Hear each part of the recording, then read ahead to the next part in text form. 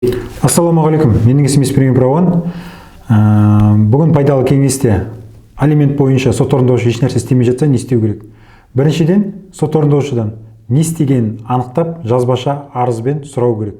Немесе электронды цифрлық қолтаңбаны қолданып, өзіңіздің жеке сот орындаушылар кабинетіндегі ICOP бағдарламасында ICOP.kz Әділет министрлігінде борышкерлер тізімі бар, сонда арнайы кабинет бар, атқарушы істерді бақылап отыратын, соған кіріп электронды цифрлық қолтаңбамен сот орындаушы не істегенін білуге болады. Егер де ол жердегі мәлімет толық қамтылмаған болса, сот орындаушыдан сұрау керек.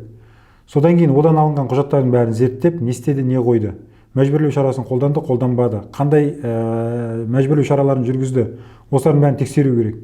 Былайша айтқанда, бірінші кезекте анықтау жұмыстарын жүргізу керек. Егер де анықтау жұмыстарының нәтижесінде көңіліңіз қанағаттанбаса, онда жеке сот орындаушының әрекетіне шағым жазуға болады. Шағымды Әділет министрлігіне, немесе прокуратураға, және республикалық жеке сот орындаушылар палатасына, немесе жергілікті жердегі аумақтық жеке сот орындаушылар палаталарына жазуға болады.